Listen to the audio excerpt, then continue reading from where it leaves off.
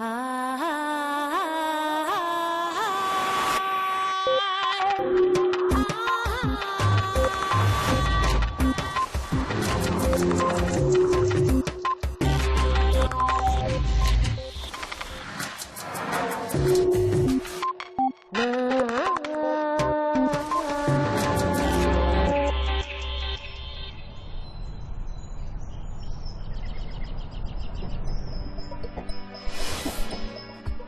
vez en marcha, hace 800 millones de años, la diferenciación de sexos marcó la evolución de dos tendencias, de dos formas de enfrentarse al mundo.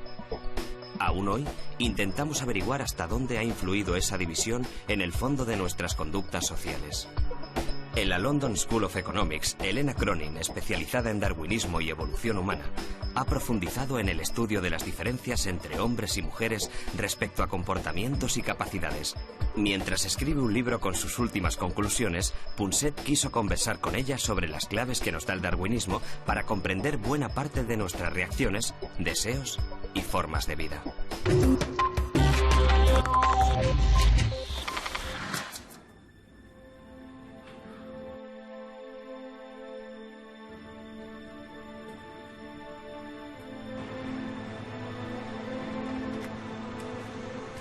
Estamos en Primrose Hill, uno de los lugares, bueno, yo digo el lugar más bonito de Londres, ¿no?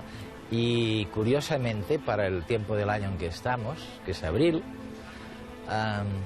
con sol, por lo menos de vez en cuando. Y estoy en compañía de Helen Cronin, que es, bueno, yo creo que es la persona que más sabe de evolución, y no solo de Darwin, que por supuesto ha sido capital para conocer la evolución, por qué hemos llegado a ser lo que somos y cómo somos, ¿no? Y hay una cosa que siempre me ha preocupado, a lo mejor algún telespectador se va a reír de ello, pero me ha ocurrido tantas veces que no quiero desaprovechar esta ocasión para preguntárselo a Helen, ¿no? Helen, you have to... Me tienes que explicar por qué cuando miramos atrás hay esa fantástica diferencia entre hombres y mujeres.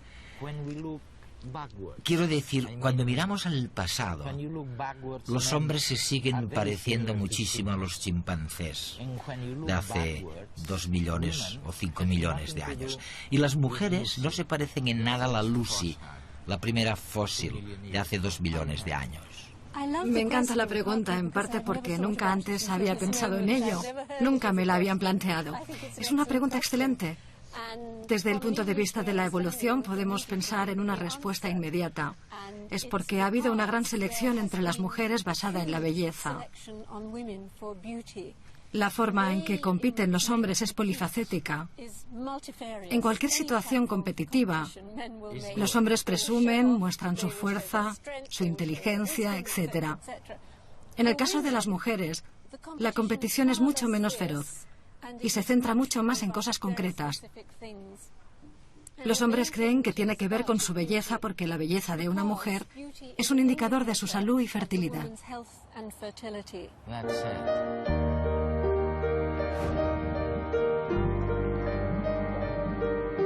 Nos recorre un placentero hormigueo, se nos dilatan las pupilas, el corazón se nos dispara y somos incapaces de dejar de sonreír. Sin darnos cuenta, estamos enamorados. Y sin ser conscientes de ello, escogemos a la persona que pensamos que puede ser un mejor padre o una mejor madre para nuestros hijos. Solemos sentirnos atraídos por su inteligencia, su imaginación y su creatividad, cualidades que nos indican que esa persona es capaz de desenvolverse en el mundo. También nos fijamos en su belleza física, una garantía de salud y de fertilidad. Es la base de la selección sexual, una forma de selección propuesta por Darwin para explicar la competencia entre individuos de un mismo sexo por conseguir pareja. Un mecanismo que los dota de mayor atractivo para hacerlos más eficaces en la reproducción. Aunque, en ocasiones, puede ser también un hándicap. Una cola grande y vistosa atrae a las hembras, pero también los convierte en una presa fácil. En la mayoría de especies animales, machos y hembras están sujetos de manera distinta a las presiones de la selección sexual, aunque existen una serie de reglas generales.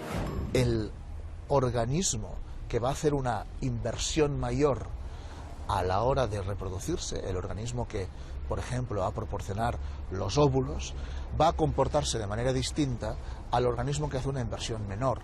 Por ejemplo, el individuo que produce los espermatozoides, que van prácticamente regalados. En la mayor parte de los casos son los machos los que tienen que esforzarse para conseguir una hembra, porque por regla general son las hembras las que hacen una mayor inversión y por tanto las que son más selectivas, las que aplican una mayor presión de selección sexual a los machos. La cuestión es que, oye, vamos a ver, ¿qué nos hace decir que alguien es más sano que otro? Bien, los criterios no son exactamente los mismos para los hombres que para las mujeres, pero dado que hablamos de belleza y de la belleza de las mujeres, veamos qué es lo que atrae a un hombre de una mujer y qué significa la belleza. Déjame que comente desde el principio que a menudo oímos decir que en la variedad está el gusto, que la belleza es relativa, que la belleza es algo superficial. No, no y no. Es un indicador profundo del estado de salud y fertilidad de la mujer.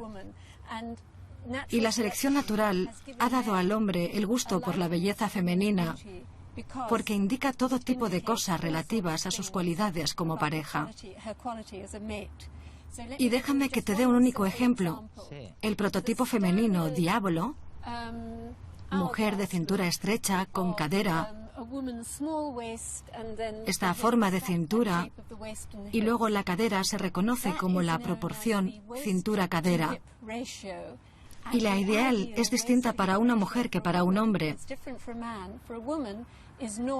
Para una mujer es 0,7, de modo que la cintura estándar son 60 centímetros y 90 centímetros para las caderas. La relación es 0,7.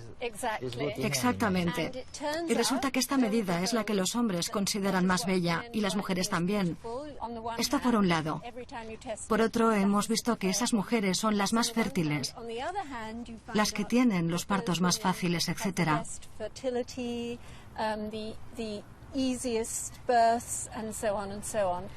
Y la razón por la que hay una conexión entre las dos son sus niveles de hormonas, sus mezclas de hormonas, el nivel de hormonas que moldea su cuerpo. Es por eso por lo que el cuerpo de las mujeres es distinto del de los hombres. Los hombres tienen una proporción de 0,9 entre cintura y cadera. Sí, pero hay una cosa, Helen. Se ha comprobado, y es fascinante, porque demostraría que millones de personas se pueden equivocar simultáneamente, ¿no? Esa proporción a la que te referías para la mujer de 0,7 se basó en la creencia de que la anchura de la cadera era muy importante para facilitar el parto. Y mis amigos médicos me han dicho después, sin dudarlo, que lo realmente importante es la pelvis y las contracciones, la intensidad de las contracciones, y no la anchura de la cadera. Es hermoso. La presión de la selección sexual ha hecho que los hombres compitan en aspectos como la fuerza. Las mujeres, en cambio, lo han hecho en belleza. La evolución ha modelado su cuerpo y ha producido cambios espectaculares. Formas sinuosas y armónicas, partes proporcionadas y simétricas, son algunos de los atributos que hacen que un hombre considere a una mujer bella. Aunque, ante todo, se siente atraído por la cadera. Erróneamente, se suele creer que a mayor anchura de caderas, más fertilidad. Pero lo importante es la relación entre la cadera y la cintura. La proporción ideal es de 0,7 y se ha repetido a lo largo de la historia en todos los iconos de belleza occidentales. Siempre ha tenido un especial valor simbólico en ese modelo, el modelo de las caderas anchas, porque es un modelo clásico de una ficción.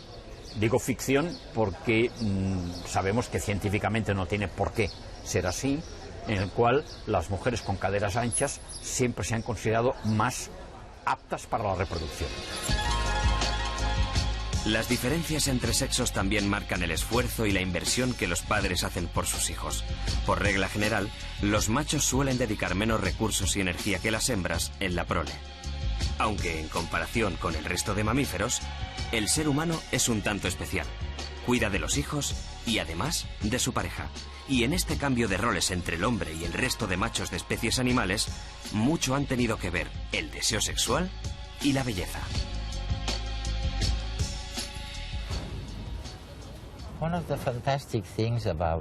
Una de las cosas más fantásticas de Darwin es pensar, ¿tú crees que ha habido alguna vez otro científico con una visión tan a largo plazo de la humanidad evolucionando? Es muy interesante lo que mencionas, porque sabemos que toda la ciencia es validable en el sentido de que se puede probar y es posible que no supere el test, y esto es una ventaja. Esperamos que la mayor parte de la ciencia actual se equivoque en determinadas cosas, incluso en física. Los fundamentos de la ciencia, sabemos que algunos deben de ser erróneos porque no son coherentes. El tiempo, por ejemplo, el concepto del tiempo. Eso es, de modo que claramente sabemos que hay ámbitos enteros en los que los fundamentos científicos van a cambiar. Pero parece que con su teoría, Darwin acertó. Increíble. Parece que siempre seremos darwinistas, que la biología siempre será darwinista. Lo que también es impresionante es que se une el mundo natural, incluyéndonos a nosotros como parte del mismo, de una forma que ninguna otra teoría había hecho antes. Hace que nuestro mundo social, nuestro mundo psicológico, etc., forme parte de nuestro mundo natural. E incluso para la gente que cree en Dios, como los creacionistas, los que llaman creacionistas, gente con mentalidad religiosa, la manera en que Darwin expresaba las cosas era conciliatoria, porque él decía, sí, tenéis razón. Se lo decía a la gente que cree en Dios. Por ejemplo, les decía, tenéis razón en que se trata de un diseño inteligente. Fijémonos en un hombre, una mujer, un pájaro. Es realmente un diseño inteligente. La única diferencia entre tú y yo es que, yo digo que es un diseño inteligente, pero natural. Lo que sugiero es que es una inteligencia natural. No necesitas un creador. Es un diseño inteligente que es el producto de ¿qué? ¿Qué es realmente lo que hace que se trate de un diseño inteligente? ¿La adaptación? ¿Los genes? ¿O Dios el creador? Helen, ¿qué es? ¿Qué es lo que hace a este diseño inteligente? ¿Dios? ¿Los genes? Es que los genes producen las mutaciones aleatoriamente, pero no son seleccionados aleatoriamente. Y no hay un gran seleccionador. Solo que lo que logra sobrevivir y reproducirse con esos genes lo hace. Y cuando no tiene genes que le permitan sobrevivir y reproducirse, no lo hace. Y el resultado es una de las adaptaciones más magníficas, uno de los organismos más complejos de lo que podríamos haber hecho nosotros si nos hubiésemos sentado a diseñar organismos. En ese sentido, estoy de acuerdo contigo. La gente que siente que tiene que pensar en términos de un gran diseñador para apreciar realmente la belleza y sentirse abrumados ante el universo, en realidad no lo necesitan. Simplemente pueden acudir a la ciencia para sentir todo eso.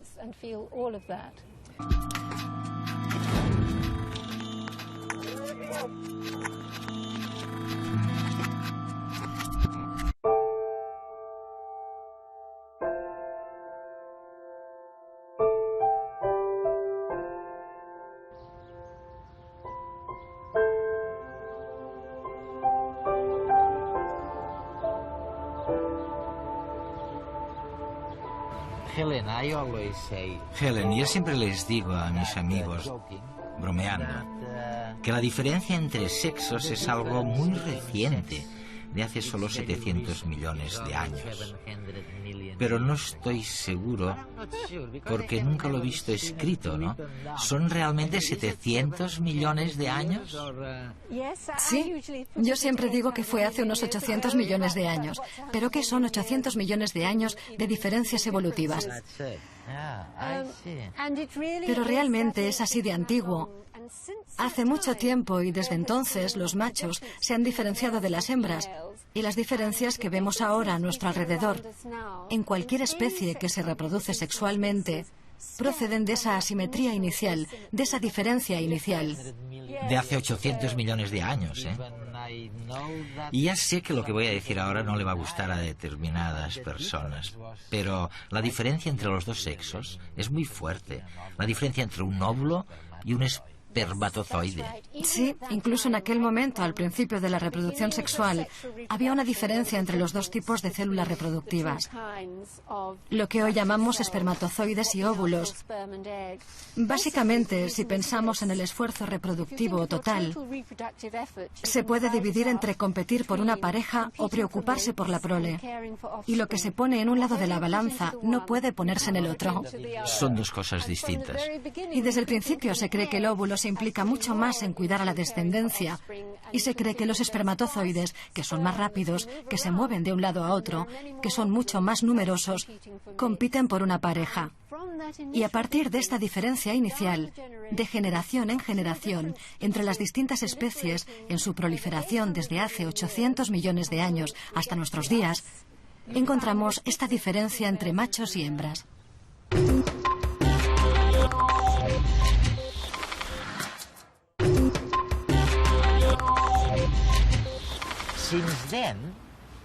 Desde entonces, en realidad, y si pasamos al mundo moderno, encontramos a mucha gente, no solo los feministas, que dicen que las diferencias son escasas. Y tú dices, cuidado, cuidado, hay algunas diferencias. Bien, yo pienso en ello de la manera siguiente. Hay diferencias en cuanto a las aptitudes, el gusto, el temperamento y lo que yo llamo la cola. Y lo voy a explicar muy brevemente. Si pensamos en las diferencias principales en cuanto a las aptitudes, por ejemplo, los hombres son muy buenos en todo lo relativo a la rotación espacial tridimensional. Son muy buenos en mecánica intuitiva, en ingeniería intuitiva. Las mujeres son mucho mejores en lenguas. Esto en cuanto a las diferencias de talentos. Las diferencias en cuanto a los gustos se basan fundamentalmente en que a los hombres les gustan las cosas y a las mujeres las personas. Esta es la gran diferencia en cuanto a los gustos. La diferencia de temperamentos radica en que los hombres son conscientes de su posición social, asumen riesgos, les gusta presumir, son perseverantes, oportunistas, son muy competitivos. Las mujeres destacan mucho menos en todas estas cosas. Esto en lo que se refiere a las tres primeras diferencias. La cuarta es muy curiosa y es aquella de la que la gente no se da cuenta. Las colas. Sí, la cola, exactamente. ¿Y a qué me refiero con esto de la cola? Bueno, pues si uno mira la distribución de estas características en una curva, los hombres suelen ser así. Hay hombres en los polos opuestos, en las colas, mientras que las mujeres son mucho más así. Si pensamos en las diferencias para cualquier característica que nos interese, si pensamos en las diferencias entre lo máximo y lo mínimo, lo mejor y lo peor, para las mujeres viene a ser lo mismo, no hay grandes diferencias. En cambio, para los hombres las diferencias pueden ser enormes. Hay muchos hombres que se sitúan en lo peor para algunas características y muchos en lo mejor para otras. La forma en que yo veo todo esto es que entre los hombres hay más necios, pero también más premios Nobel. Y esto nos da una visión de lo distintos que son los hombres y las mujeres. De modo que es muy importante darse cuenta de que cuando la gente dice, y esto vale tanto para la política como para el mercado laboral o la educación, pero si la diferencia media entre hombres y mujeres no es muy grande, las medias están muy cerca. Las curvas también son muy parecidas. Entonces, ¿por qué son siempre hombres los que dirigen el mundo, los que están en los puestos más altos de las empresas, los que son directores generales, presidentes, y son los dueños de todo, y las mujeres todavía no están ahí, y las medias no son muy distintas? Y los peores criminales tampoco, ¿eh? Sí, obviamente, eso es. Pero generalmente de esto no se habla cuando se critica que las mujeres no estén en los puestos más altos.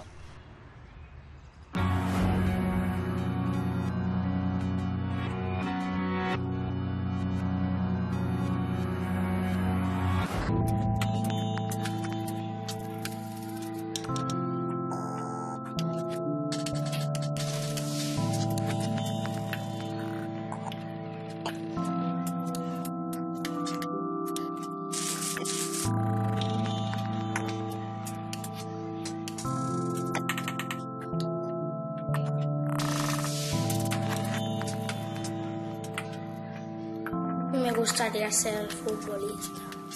Maestra. Pues yo de hacer películas o de pintar. Yo bailarina. Arquitecto. Tenista. Artesana. Bombero. Desde que somos bebés, niños y niñas manifestamos gustos diferentes. Y también hay cosas que a unos y a otros se nos dan mejor. Como tendencia, los niños prefieren las matemáticas y tienen mayor capacidad para trabajar con formas geométricas. Son más competitivos y ambiciosos. Toman más riesgos y se sienten más atraídos por los objetos. Las niñas, en cambio, tienen una mayor capacidad de comunicación verbal. Se centran más en establecer relaciones personales. Son más empáticas y prefieren trabajos que tengan que ver con personas, que impliquen ayudar y enseñar. Las chicas, las Barbies y las Polly Pockets. Yo muñecas. Y los niños solo piensan en peleas, jugar a fútbol, a baloncesto. Todas estas maquinitas todo el día enchufadas. Hay además un cuarto factor que modela de forma decisiva a chicos y chicas. Un concepto que Helena Cronin denomina los polos o colas de distribución. Se refiere a la variación que existe dentro de un mismo sexo en cuanto a temperamento o aptitudes. En los chicos, la diferencia entre el mejor y el peor, el más tonto y el más listo, es muy grande. Las mujeres, en cambio, son más similares, y esta amplia variación no se produce.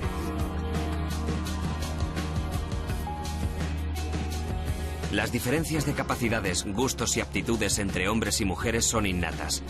Se manifiestan de forma sistemática, aunque después la cultura y la educación también determinan esas diferencias. Hay muchos experimentos hacia los 18 meses, se les ofrecen juguetes, digamos de niño, juguetes de niña, claramente tipificados en este sentido, y realmente las niñas pues se van a las muñequitas, a las cosas de cocinita, y los niños pues a los coches, a las cosas de acción, de exploración. Entonces, claro, esto no se entiende. Si fuera social exclusivamente, a esa edad, ¿hasta qué punto han integrado toda la información? Los estereotipos es bastante difícil. Pueden captar imágenes, pero no lo integran. Las mamás cuidan a los niños y los papás trabajan. Siempre trabajan en las empresas y en los deportes y son presidentes, pero la limpieza, pues no les gusta limpiar las casas. Por ejemplo, las mujeres les gusta ir a la moda. Casi todas las chicas son maestras. Esas diferencias entre hombres y mujeres no son recientes ni arbitrarias. Tienen sus raíces en la evolución y explican en gran medida cómo está configurada nuestra sociedad. ¿Por qué hay más hombres que mujeres que llegan a ser científicos de renombre o empresarios exitosos? Estar determinado genéticamente es un concepto contra el que hay que luchar. Incluso cuando se habla de elementos de caracteres socioeconómicos o caracteres culturales. El hecho de que, por ejemplo, el coeficiente intelectual tenga una heredabilidad muy alta, hasta de un 70% según qué estudios, no quiere decir que los genes de una persona determinen cuán inteligente va a ser. Hay aspectos de nuestro organismo que sí están determinados genéticamente, por ejemplo, el número de orejas que nosotros tenemos. Pero hay muchos otros aspectos de nuestro organismo o de nuestras capacidades cognitivas que, aunque tienen una clara contribución genética, se producen siempre en interacción con el ambiente. Los genes no determinan, no son un programa o una receta. Los genes son un conjunto de influencias que en su mayoría desconocemos y que interaccionan de manera complejísima con el ambiente.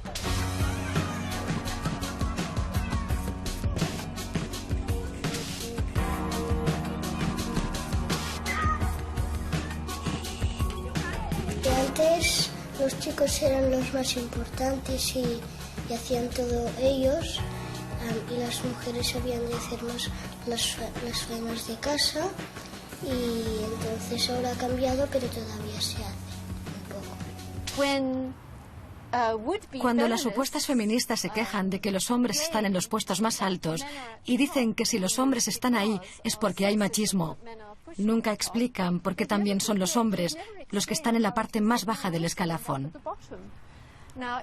Si lo entendemos como parte de la distribución de las colas, entonces entenderemos que no tiene nada que ver con el machismo, sino que tiene que ver con esta gran diferencia entre hombres y mujeres y cómo se distribuyen estadísticamente en todas esas áreas en las que hombres y mujeres son distintos.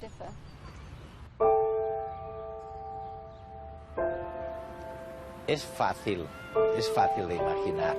Hace 800 millones de años, la evolución se dividió en dos caminos. Las células que llamamos reproductoras, lo que marca el sexo de hombres y mujeres, los óvulos y los espermatozoides, nacieron. Es la diferencia de sexos. Los unos fueron por aquí y los otros o las otras fueron por el otro camino. Esta ha sido no un encuentro, un descubrimiento de Darwin, pero esto sí le dio lugar a Darwin a explicar como nadie y por primera vez lo que es la selección sexual, las diferencias que la evolución ha ido imponiendo en cada sexo.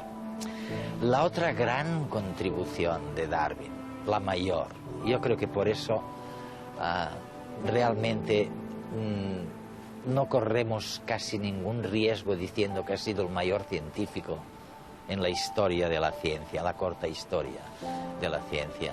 La gran contribución de Darwin fue la de decir, sí, es un diseño inteligente, pero es un diseño inteligente natural. No hace falta ningún creador para que perviva, para que se prolongue este diseño inteligente de los organismos con los que nos encontramos a lo largo de la vida.